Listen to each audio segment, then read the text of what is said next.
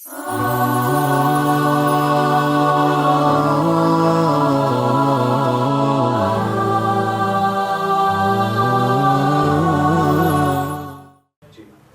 मैं अतर काज़मी आपके पसंदीदा प्रोग्राम इंतखाब में आपका खैर मकदम करता हूँ। हमारी कोशिश है कि उन तमाम नौजवानों के लिए कैरियर गाइडेंस के तौर पर ये प्रोग्राम उनके लिए इफ़ादियत और अहमियत ज़रूर रखे, क्योंकि हमारी कोशिश ये भी है कि हम उन तमाम हज़रात से आपको रूबरू कराएं जिन्होंने अपने कैरियर की उन मंजिलों को छुआ है जहाँ पर न सिर्फ उनके आबा व अजदाद को बल्कि पूरे मुल्क को फ़ख्र हो सकता है। यानी आपके कैरियर अगर हमारी इस प्रोग्राम के ज़रिए संवरता है तो हम इस बात को अपने लिए बाइस इफ्तिखार समझते हैं। हमारी कोशिश ये भी है कि हम सब्जेक्ट वाइज आपको कैरियर काउंसलिंग और कैरियर गाइडेंस के उन तमाम नुस्खों को प्रोवाइड कराएं ताकि आप अपने कैरियर के उन बुलंदियों तक पहुँचें जिसमें आपको फ़ख्र हो और हम कौम मिल्लत को फ़ख्र पहुँचे। आज हम बात कर रहे हैं लॉ के बारे में, यानी LLB और LLM किस तरीक़े से क़ानून की डिग्री हासिल की जा सकती है, इसकी क्या इफ़ादियत है, क्या अहमियत है और किस तरीक़े से इस डिग्री को हासिल करने से कब्ल आपकी एलिजिबिलिटी को टेस्ट किया जाता है और उसके बाद LLB और LLM करने के बाद आप कैरियर के किन किन शोबों में अपनी खदमात दे सकते हैं। इस टॉपिक पर गुफ्तगू करने के लिए हमारे साथ स्टूडियो में एक अजीम तरीन शख्सियत मौजूद है। आइए नाज़रीन उनका इस्तकबाल करते हैं। हमारी मुराद है जनाब सैयद उरूज अब्बास जाफ़री साहब। आपके बारे में बता दें कि आपने दिल्ली गवर्नमेंट में बहुत मुख्तलिफ मिनिस्ट्रीज़ के लिए आप as a consultant legal adviser के तौर पर काम कर रहे हैं और आपके फादर वो रिटायर्ड जज थे और आपका ख़ानदान भी अदलिया के ख़ानदान से आता है। तो आइए नाज़रीन उनका इस्तकबाल करें और इस अहम गुफ्तगू का आगाज़ करें। अस्सलाम वालेकुम अब्बास भाई। पहला सवाल कि आपका जो ज़िंदगी का आगाज़ है वो कैसे शुरू होता है? ये सब LLB करने के बाद मैं दिल्ली में इंडियन लॉ इंस्टीट्यूट में पोस्ट ग्रेजुएशन करने के लिए मैंने दाखिला लिया जी। वहाँ से पोस्ट ग्रेजुएशन करने के बाद फिर वो वहाँ का जो पहले मेरा इरादा था नहीं, इनफैक्ट मैं फ्रैंकली स्पीकिंग जी कि मैं प्रैक्टिस में जाऊँ, लेकिन वहाँ से पोस्ट ग्रेजुएशन करने के बाद सुप्रीम कोर्ट के जो चीफ जस्टिस ऑफ इंडिया होते हैं हमारे इंस्टीट्यूट के सदर हुआ करते थे जी। तो वो सब चीज़ें देखने के बाद वो माहौल मुझे लगा और ऑफ कोर्स मेरे वालिद की भी ख्वाहिश थी कि मैं इसी फील्ड में जाऊँ। तो फिर मैंने वहाँ प्रैक्टिस शुरू कर दी उसके बाद पोस्ट ग्रेजुएशन करने के बाद और धीरे धीरे अब प्रैक्टिस में मैं कई उसमें डिपार्टमेंट में भी हूँ, उनका लीगल एडवाइज़र हूँ और मीडिएटर भी हूँ Delhi high court mediation cell का और लाइकवाइज प्रैक्टिस चल रही है। ये ज़िंदगी तो वही जब अब पहला सवाल ये कि लॉ आपने क्यों चुना, ये तो आपने बता दिया किस तरीके से। उन नौजवानों के लिए कि जो लॉ की तरफ रग़बत रखते हैं या उन्हें पता नहीं है तो उनको कैसे गाइड करेंगे आप इस फील्ड में आने के लिए? देखिए, लॉ एज ए सब्जेक्ट काफ़ी वास्ट फील्ड है और बहुत ही कैरियर के पॉइंट ऑफ व्यू से बहुत ही अच्छा माना जा रहा है आज की डेट में। जी। अभी क्या एवेन्यूज़ काफ़ी खुल गए हैं, कई चीज़ें हैं आपके पास LLB करने के बाद।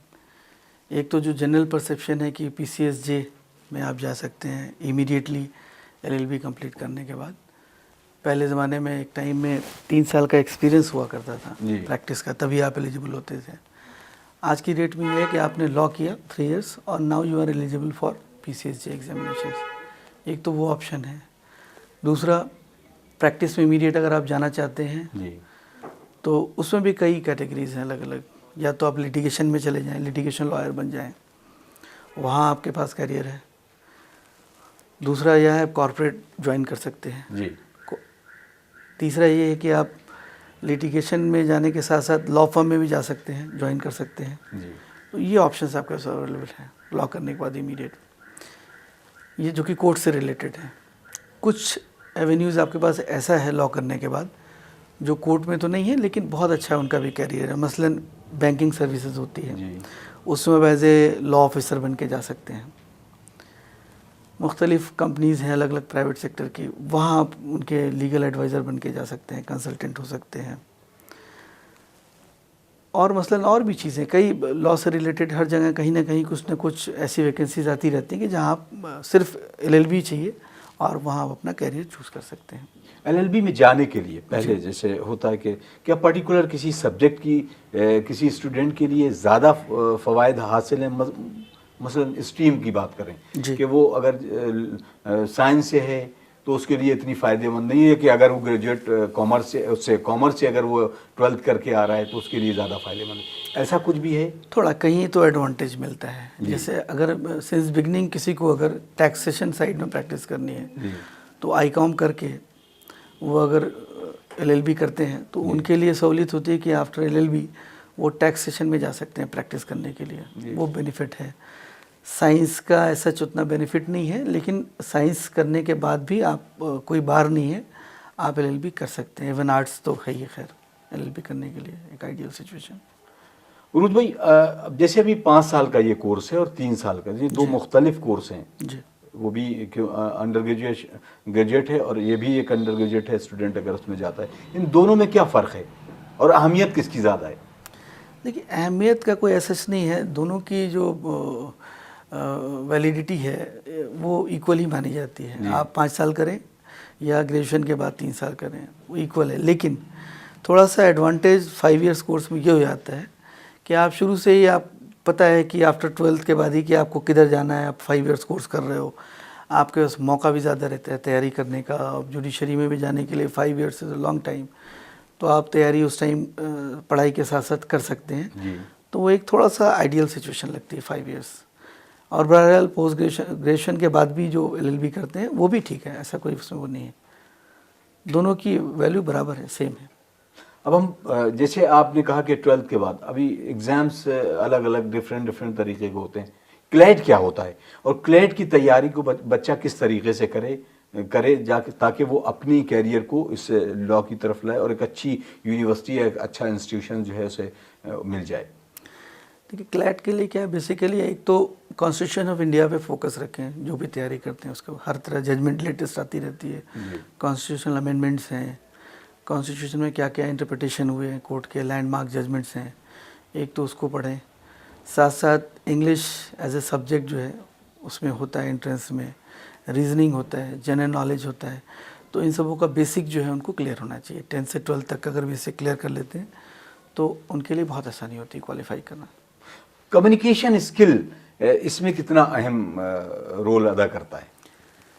कम्युनिकेशन स्किल तो जाहिर सी बात है, अगर आप प्रैक्टिस में जा रहे हैं ख़ास करके, नॉट PCSJ और किसी और उसमें नहीं जा रहे हैं, एज ए लिटिगेशन लॉयर हैं या कॉर्पोरेट लॉयर बन रहे हैं, तो कम्युनिकेशन बेहतर तो होना ही चाहिए कम से कम, ये है। लेकिन साथ साथ ये है कि प्रैक्टिस में या जुडिशरी में भी कॉमन सेंस बहुत इंपॉर्टेंट चीज़ है।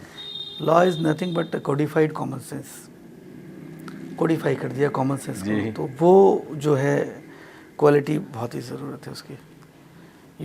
किसी भी बंदे के लिए अगर वो लॉ में है, जैसे सारे सब्जेक्ट में जाने के लिए MBA करना है, वो करना, एक पर्सनालिटी को डेवलप करने के लिए उसमें ख़ास ज़रूरत है वो कम्युनिकेशन स्किल को भी। कम्युनिकेशन स्किल हो, पेशेंस होना चाहिए उनको, अगर प्रैक्टिस में आ रहे हैं, हार्ड वर्किंग भी है, और उनको किसी भी टाइम अगर प्रैक्टिस में भी हैं तो किसी भी टाइम कुछ भी उनको कितने भी टाइम तक उनको पढ़ना पड़ सकता है। रात में सपोज़ अगले दिन उनको कोई पिटीशन तैयार करनी है और अगले दिन लिमिटेशन उसकी ख़त्म हो रही है, तो आप ये नहीं देख सकते वर्किंग आवर्स के साथ शाम के 6 बज गए और मैं चला घर, रात के 12 बज जाएँ, 2 बज जाएँ, सुबह हो जाए, आपको पिटीशन तैयार करके अपने क्लाइंट के लिए डालनी है कल की डेट में, क्योंकि उसके लिमिटेशन एक्सपायर हो रही है। सिमिलरली कोई जज साहब अगर हैं, उनको कोई जजमेंट पास करना है और जजमेंट इम्पॉर्टेंट है, पब्लिक इम्पॉर्टेंस का जजमेंट है, तो फिर उनको भी बड़ी कोर्ट आवर्स के बाद मेहनत करनी पड़ती है, रात के 10 बज जाएँ, 12 बज जाएँ, वो कोशिश करते हैं कि साहब जजमेंट तैयार कर लीजिए, अगले दिन डिलीवर हो जाए।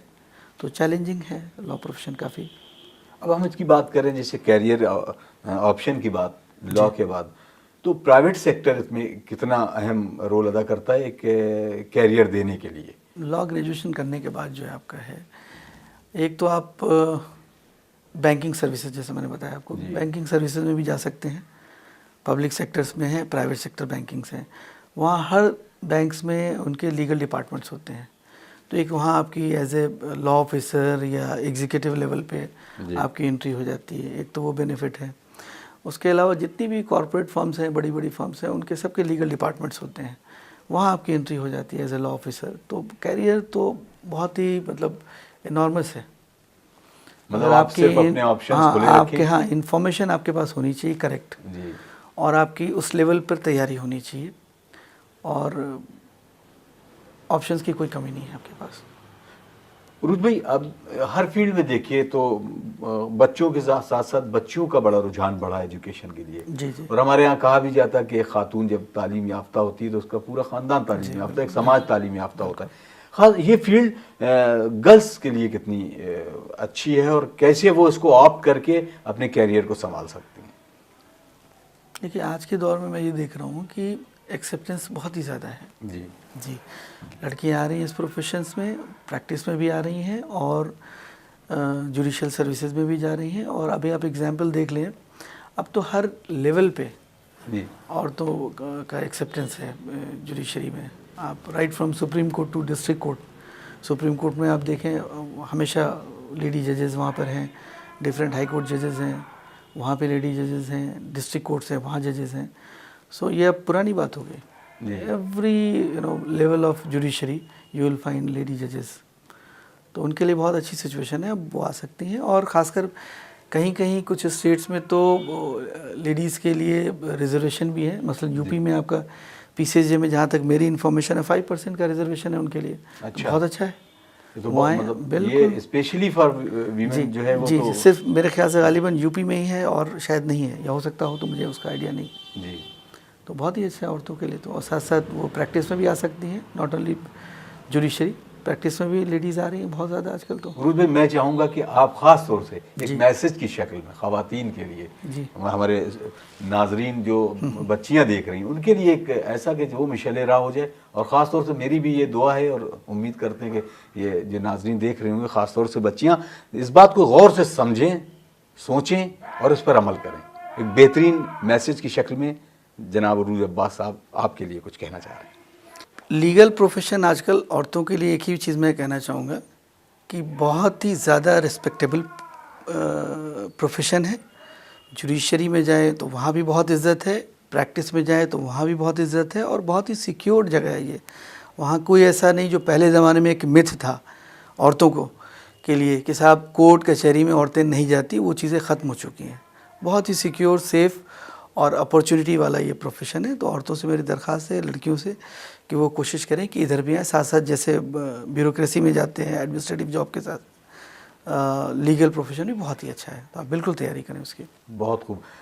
उरुज भाई, अब हम बात करते हैं पीसीएसजे के बारे में। तैयारी ख़ासतौर से ये होती है कि किस तरह से की जाए, कैसे एक पीसीएस जो नॉर्मल पीसीएस होता है जिसमें एडमिनिस्ट्रेशन में जाने के लिए और पीसीएसजे में क्या फ़र्क होता है? लोगों का कहना है, ये परसेप्शन है कि पीसीएसजे ज़्यादा इजी है बनिस्बत पीसीएस के। तो ऐसा क्या है और अगर नहीं है तो उसकी क्या वजह है कि इस तरह की बात करते हैं लोग?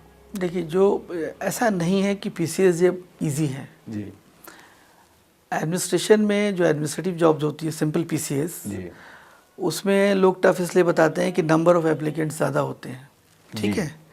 लेकिन मैं एक चीज़ ये बता दूं कि फ़ाइट कहीं भी कंपटीशंस में होती है वो ऊपर के टॉप 20% एप्लीकेंट्स में होती है। रेस्ट ऑफ दी 80% वो बहुत सिंसियर नहीं होते हैं, जहाँ तक मेरी अपनी सोच है। जी। और ये जो पीसीएसजे होता है, यहाँ जितने भी एप्लीकेंट्स होते हैं वो एक किसी पर्टिकुलर फील्ड से एप्लीकेंट होते हैं, एक्सपर्ट होते हैं। जी। तो ये कहना कि साहब पीसीएसजे बहुत आसान होता है, ऐसा नहीं है।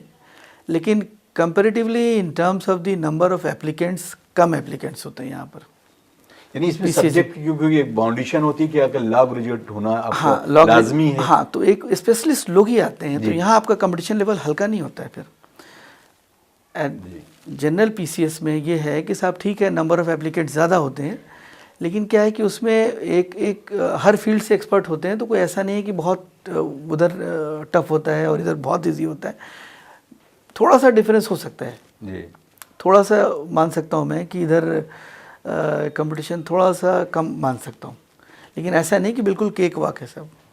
नहीं, पीसीएसजे हाँ, एक्चुअल आदमी को थोड़ा सा मोटिवेशन इस बात से मिलता है कि कम से कम अगर हम ग्रेजुएट हो गए, लॉ ग्रेजुएट, तो हमारे लिए पीसीएस की एक राह जो है वो कम से कम आसान है बनस्बत बने। PCS हाँ, जनरल। थोड़ा बता रहा हूँ, थोड़ा तो ईजी है, बट ये समझ के ना है फिर उनका वहाँ भी नहीं होगा। आज के दौर में कुछ भी आसान नहीं है। आपको बिल्कुल सिंसियरिटी के साथ अगर लॉ भी किया है तो लॉ पढ़ें और एज ए कैरियर मान के एग्ज़ाम दें, बिल्कुल इजी वे में। PCSJ भी नहीं निकलेगा। मैं मुझे शेर याद आ गया और तमाम नौजवानों के लिए और ख़ास तौर से ये शेर कि बुलंदियों पे पहुंचना कोई कमाल नहीं, बुलंदियों पे ठहरना कमाल होता है।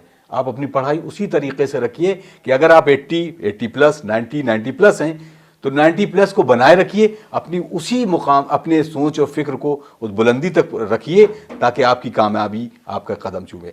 हमारे साथ मौजूद हैं इस वक्त जनाब उरूज अब्बास साहब, सुप्रीम कोर्ट में लॉयर हैं, प्रैक्टिशनर और प्रैक्टिस कर रहे हैं और साथ में दिल्ली गवर्नमेंट के मुख्तलिफ मिनिस्ट्रीज़ के आप लीगल एडवाइज़र हैं। उरूज भाई, हम बात करें कि कैरियर ऑप्ट करने के लिए, जैसे कि अभी आया कि इंटरनेशनल उस पे जो है प्लेटफॉर्म पे ये कितना अहम रोल अदा करता है आपके लॉ ग्रेजुएट या LLM करने के बाद? तमाम तरह की होंगी फील्ड, जो वो कौन कौन सी फील्ड हैं जिसपे वो इंटरनेशनल लेवल पर जा सकता है बच्चा? देखिए, अब ऑप्शंस काफ़ी इजी हो गए हैं। अगर आपने LLB के बाद थी जी, अगर आप LLB करने के बाद बाहर यूनिवर्सिटीज़ हैं जो कि LLM ऑफ़र करती हैं। जी, अभी एज ऑफ नाउ इंडिया में भी कुछ यूनिवर्सिटीज़ में कुछ जगहों पर LLM 1 ईयर हो गया है। पहले LLM यहाँ 2 साल का होता था। जी, तो अभी हाल फिलहाल तक ये होता था कि लड़के जिनको जल्दी LLM करना है और अच्छी एक क्वालिटी एजुकेशन, हालांकि मैं नहीं मानता इस चीज़ को कि हिंदुस्तान में कहीं भी जो अच्छी यूनिवर्सिटीज़ हैं उनका जो लेवल है वो कम है कहीं से, लेकिन एक होता है कि साहब ठीक है, एक इंटरनेशनल एक्सपोजर के पॉइंट ऑफ व्यू से हार्वर्ड वगैरह में या ब्रिटिश यूनिवर्सिटीज़ हैं अच्छी, वहाँ पे कैम्ब्रिज हैं, इनके लॉ कोर्सेज बड़े अच्छे होते हैं। वहाँ से LLM सिर्फ आप 9 महीने में करके आए थे प्रैक्टिकली। तो टाइम की सेविंग है, इंटरनेशनल एक्सपोजर है और काफ़ी अच्छी अपॉर्चुनिटीज़ है वहाँ से LLM करने के बाद। मेरा मकसद जैसे सुनते हैं कि यूनिसेफ है, यूनेस्को है, मैं वही कह और रहा आपका था, UN वही अर्ज़ कर रहा था मैं कि अगर वहाँ से आप करके आते हैं LLM फिर तो आपके सामने फिर वर्ल्ड वाइड ऑप्शंस ओपन हो जाते हैं, बहुत इजी है। लेकिन as a Indian law graduate आप चाहें कि वहाँ चले जाएं तो जा सकते हैं, एक्सेप्शंस आर देयर, लेकिन बहुत ही ज़्यादा एक्सपोजर नहीं होने की वजह से इंटरनेशनल उसका तो थोड़ी दुश्वारी होती है। अदरवाइज़ स्काई इज़ लिमिट, वो जा सकते हैं। इंडियन लॉ ग्रेजुएट्स भी अच्छा कर रहे हैं, यूनिसेफ है, यूनेस्को है, वर्ल्ड बैंक है और बहुत सारे UN ऑर्गेनाइजेशंस हैं जहाँ की इंडियन लॉ ग्रेजुएट्स हैं, वहाँ वो अपना काम कर रहे हैं। जैसे मसलन लेबर लॉ में किसी ने यहाँ से जैसे मेरा कोई इरादा नहीं था, मैंने पोस्ट ग्रेजुएशन किया लेबर लॉ में इंडियन लॉ इंस्टीट्यूट से। अब मुझे यूनो की जो लेबर विंग है उसमें अगर मैं कोशिश करता या आज भी करूं तो मैं कहीं ना कहीं जा सकता हूं। लेकिन है कि अगर आप इंटरनेशनल से अगर कहीं से करते हैं LLM वगैरह तो उससे एक्सपोजर आपका बहुत ही एक्सेप्टेंस बढ़ जाती है आपकी। आपने इंस्टीट्यूशन की बात की ख़ास तौर से, मैं उसी टॉपिक पे इंडियन की अपने मुल्क की तरफ आता हूँ कि वो जैसे क्लैट की बात हुई, क्लैट के लिए कुछ है, उसके अलावा भी कुछ ऐसी यूनिवर्सिटीज़ हैं जिनके वाकई में कोर्सेज जो हैं वो एक ऐसे हैं कि नुमाया तौर पे और उसकी इफादियत अहमियत भी ज़्यादा है। ये बेंगलोर का अपना नेशनल लॉ स्कूल बेंगलोर जो है सबको पता है, बहुत ही अच्छा इंस्टीट्यूट है, वो इंडिया में नंबर 1 इंस्टीट्यूट। उसका एग्ज़ाम क्लैट के थ्रू होता है? हाँ, उसके थ्रू है और मुझे बहुत ज़्यादा क्लैरिटी नहीं है क्लैट के थ्रू है या वैसा अलग से है, बट स्कोर कहीं ना कहीं क्लैट का लेते हैं, ऐसा कुछ है। पूना में है सिम्बायोसिस है, वो भी बहुत अच्छा है। प्राइवेट इंस्टीट्यूट्स में आपका MIT लॉ इंस्टीट्यूट है, वो भी सुनते हैं कि बहुत अच्छा है और स्टूडेंट्स अच्छा कर रहे हैं वहाँ से। और वैसे अगर आप हायर स्टडीज़ के पॉइंट ऑफ व्यू से जाएँ तो इंडियन लॉ इंस्टीट्यूट जैसे मैंने बताया ये प्रीमियर इंस्टीट्यूट है हिंदुस्तान का रिसर्च के पॉइंट ऑफ व्यू से हायर क्वालिफिकेशंस के लिए ये है। और मुख्तलिफ काफ़ी इंस्टीट्यूट्स हैं हिंदुस्तान में जो कि अच्छी डिग्री ऑफर कर रहे हैं। उरुज भाई, जैसे आपने रिसर्च की बात इस पर की तो क्योंकि हमारा एक के बाद एक सीढ़ी चढ़ के सवाल हो रहे हैं, एकेडमिक में कितना फ़ायदेमंद जो है? मसलन कोई बंदा है कि वो ना तो PCS में जाना चाह रहा है ना वो प्रैक्टिस में जाना चाह रहा है, उसको मज़ा आता है कि ठीक है हमने LLB LLM कर लिया है तो PhD के लिए राहें और उसके बाद फिर वो किसी एक यूनिवर्सिटी में as a professor as a teacher उसको वो कितना फ़ायदेमंद और कैसे वो उसको आगे बढ़ा सकता है? बहुत अच्छा ऑप्शन है ये भी। अगर एकेडमिक्स में किसी को कैरियर बनाना है एज ए लॉ को लेकर के तो LLM करने के बाद या तो MPhil कर लें, तो ऑप्शंस है, फिर PhD है, फिर वो अपना LLM करने के बाद नेट क्वालिफाई करते हैं क्योंकि आजकल नेट जो है ज़रूरी होता है क्वालिफाई करना, तो नेट क्वालिफाई करने के बाद आपकी एलिजिबिलिटी बन जाती है कि आप किसी भी यूनिवर्सिटीज़ में जहाँ लॉ ऑफ़र हो रहा है तो वहाँ आप एज ए लेक्चरर जा सकते हैं। और आज की डेट में काफ़ी लॉ कॉलेजेस खुल गए हैं, तो ऑप्शंस बहुत हैं उधर भी, कम नहीं है जी। बहुत अच्छे ऑप्शंस हैं उधर।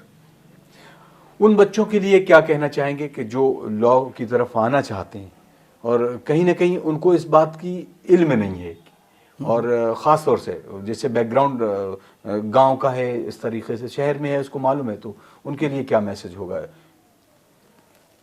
देखिए वही है कि जहाँ भी हैं वो आजकल इंटरनेट पे बहुत अच्छा, मतलब हर चीज़ अवेलेबल है, सारी इन्फॉर्मेशंस अवेलेबल हैं। जो मैंने बातें बताई, अगर कोई वाकईन इंटरेस्टेड है लॉ को एज ए करियर लेके चलने में, तो अब गांव और शहर में बहुत ज़्यादा फ़र्क नहीं रह गया। नेट पे जाएं, गूगल पे सर्च करें law options, law as a career, 50 options, 50 universities, सारा आ जाता है। टू बी वेरी फ्रैंक, सारी चीज़ें प्रैक्टिशनर के तौर पर, मतलब जो आप खुद अल्हम्दुलिल्लाह कई साल की प्रैक्टिस हो गई है, तो एक प्रैक्टिशनर के तौर पर एक स्टूडेंट को थोड़ा उसको भी ये पता होना चाहिए कि हाँ, एक प्रैक्टिशनर की भी क्या वैल्यू है, किस तरीके का वो कौन कौन सी चीज़ें हैं कि जो जिसे एज ए प्रैक्टिशनर लॉयर के तौर पर ज़्यादा कामयाब बना सकती हैं। तो है कि आपकी वाकफियत अपने पर्टिकुलर फील्ड में होनी चाहिए। जी।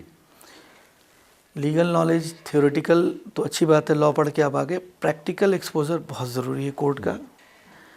आपके पास जाने के बाद जब भी आप कैरियर मतलब फील्ड में जाते हैं, लीगल लिटिगेशन में जाते हैं, तो एक ऐसा ऑफिस सेलेक्ट करें जहाँ की काम बहुत हो। जी। इनिशियली क्या होता है, मेन होता है प्रैक्टिकल। जितना ज़्यादा आपने मेहनत कर ली इनिशियल ईयर्स में as a junior, as a associate, तो उसको बहुत एडवांटेज होता है बाद में। फिर एक तो वो हो गया। दूसरी बात, पेशेंस होना चाहिए। शुरुआती दौर में होता है कि जब आप लिटिगेशन लॉयर के आप जाते हैं प्रैक्टिस में, तो आपकी जो स्टाइपेंड हैं, सैलरी तो नहीं कह सकता, बहुत कम होता है। जी। तो ये मान के चलें कि अभी शुरुआती दौर में वो चीज़ें नहीं मिलती है जो कि एज़ कम्पेयर टू जुडिशरी में आप चले गए, जज बन गए, तो आपको मंथली हिसाब मिल रहा है, या किसी लॉ फर्म में या कॉर्पोरेट हाउस ज्वाइन कर लिया तो मिल रहा है। लिटिगेशन में थोड़ा इन टर्म्स ऑफ इनकम शुरुआती दौर में थोड़ी सी कमी होती है, साल 2 साल वो भी। बट मैं आपको बता दूं, दिल्ली में अच्छे ऑफिसेज होते हैं लीगल लिटिगेशंस के। वहाँ अगर 3 से 4 साल जम के मेहनत कर लें तो आपकी इनकम एक क्लास 1 ऑफिसर से कम नहीं होती। वाह। ईमानदारी से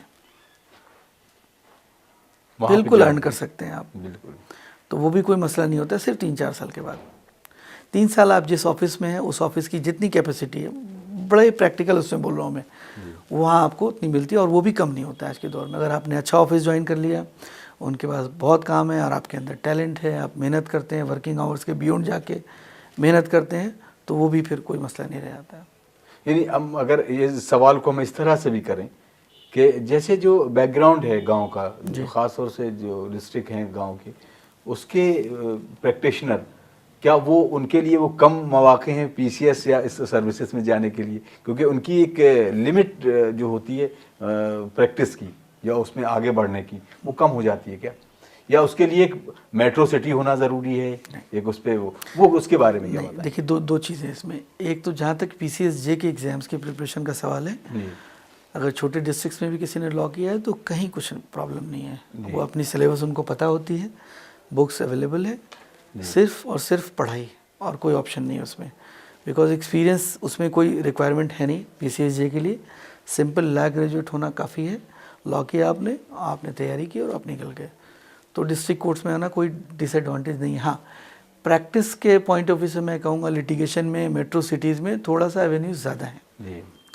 मसलन डिस्ट्रिक्ट कोर्ट्स में कॉर्पोरेट लॉ के मौके आपको नहीं मिलेंगे। बड़े बड़े ट्राइब्यूनल्स जो होते हैं उनसे रिलेटेड एक्सपोजर आपको नहीं मिलेगा, जो कि छोटे डिस्ट्रिक्ट्स में, वो मेट्रोज़ में है। वो थोड़ा डिफरेंस मैं मान सकता हूँ प्रैक्टिस में। लेकिन ऐसा बिल्कुल नहीं कि साहब पीसीएसजे में या बैंकिंग सर्विसेज में या और भी कहीं जाने में कोई ड्रॉबैक है, ऐसा कुछ नहीं है। हायर जुडिशरी सर्विस की बात करें, जैसे आपने कहा कि कम से कम 7 ईयर्स की प्रैक्टिस। तो ये क्या उस छोटे डिस्ट्रिक्ट हेडक्वार्टर में वो करने के बाद प्रैक्टिस वो बिल्कुल कर सकते हैं, और अच्छा करते हैं। रादर मैं बता दूं, होता क्या है कि जो मेट्रोज़ में प्रैक्टिस करते हैं जो लोग, वो सोचते हैं कि साहब हम मेट्रो में हैं, जी इतना ऑप्शंस है और कैरियर है यहाँ भी ज़बरदस्त है, तो हम छोटे डिस्ट्रिक्ट्स में क्यों जाएं। जी हालांकि ये बातें बहुत ही बेतुकी सी लगती हैं, लेकिन मैं आपको बहुत ही प्रैक्टिकल बात बता रहा हूँ। वहाँ जो मेट्रो में बहुत अच्छा लॉयर्स करते हैं वो कहते हैं, बट ये बात उसका नहीं है, बात है कि आपका जॉब सेटिस्फेक्शन किधर है। तो जॉब सेटिस्फेक्शन है तो आप चाहे मेट्रो में प्रैक्टिस करें या छोटे शहर में करें, कोई मसला नहीं है। हायर एजुकेशन सर्विसेज में जाने के लिए आप जाते हैं लोग, और कहीं कोई ऑड नहीं है छोटे डिस्ट्रिक्ट्स में। ग्रेजुएशन के बाद मास्टर्स करना, एलएलएम करना, ये कितना फ़ायदेमंद है एक प्रैक्टिशनर के लिए या एक सर्विसेज पीसीएसजे या जुडिशियल सर्विसेज में जाने के लिए? मेरे हिसाब से कोई बहुत ज़्यादा एडवांटेज नहीं है। थोड़ा बहुत एडवांटेज हो सकता है for the purpose of academics में जाने के लिए। एलएलबी एक काफ़ी है आपके लिए प्रैक्टिस करने के लिए, एक एलएलबी काफ़ी है आपके लिए जुडिशरी में जाने के लिए, और उसी एलएलबी से, सिंपल एलएलबी से आप बहुत अच्छा करते हैं प्रैक्टिस में हाई कोर्ट में या सुप्रीम कोर्ट लेवल पे, तो हाई कोर्ट जज भी बन जाते हैं, ऐसा कोई मसला नहीं है। उरूज भाई, मैं चाहूँगा कि इस पूरी गुफ्तगू का एक लबोलुआब जो है, इस पूरी गुफ्तगू का जो माहसल है वो एक मैसेज की शक्ल में उन तमाम तलबा के लिए कि जो शायद उनके लिए बहुत फ़ायदेमंद साबित हो। एक मैसेज। देखिए, मैसेज ये मैं देना चाहता हूँ, जो भी स्टूडेंट्स हैं लॉ को एज ए कैरियर लेके आगे बढ़ें, और मेरे हिसाब से लॉ को अगर सिंसियरली फॉलो किया तो आपके पास ऑप्शंस की कोई कमी नहीं रहती। बाकी सब्जेक्ट्स में हो सकता है कमी हो, एक लिमिटेशंस हो, लॉ में there is no limitation, sky is the limit. तो उसमें जम के तैयारी करें और लॉ को एज ए करियर अपनाएं, बिल्कुल उसमें कोई मसला ही नहीं है, बहुत अच्छा करियर बनता है। बहुत बहुत शुक्रिया। नाज़रीन, आपने समाअत फरमाया आपका पसंदीदा प्रोग्राम इंतखाब, और हमारे साथ मौजूद थे सुप्रीम कोर्ट के जाने माने वकील जनाब सैयद उरूज अब्बास जाफरी साहब। बड़ी खूबसूरती से बताया कि लॉ की अहमियत और इफ़ादियत किस तरह से कैरियर को चुनने में और कैरियर को बुलंदियों तक पहुँचाने में आपको हमवार हो सकती है। नाज़रीन, हमारी कोशिश इसी बात से है कि आप अपनी कैरियर को चुनें, अपने दिमाग को खोले रखें और कोशिश करें हमसे रब्ता करने की। हमारा ईमेल आईडी है khadijatvlucknow@gmail.com। आप हमसे रब्ता करें, हम कोशिश करेंगे आपके कोई सवालात हों वो हमसे आप करें, हम कोशिश करेंगे कि आपके सवालात के जवाब आप तक पहुँचाए जा सकें। हम बहुत शुक्रगुज़ार हैं कि जनाब उरूज अब्बास साहब ने हमें वक्त दिया, हम बहुत बहुत तहे दिल से उनके मशकूर और ममनून हैं। इस दुआ के साथ अपने मेज़बान अतहर काज़मी को इजाज़त दीजिए कि किसी और प्रोफेसर, किसी और कैरियर की उन तमाम मंजिलों को छुआ है जिस पर हमें फ़ख्र है, रूबरू कराएंगे। सलामुन अलैकुम व रहमतुल्लाहि व बरकातुहू।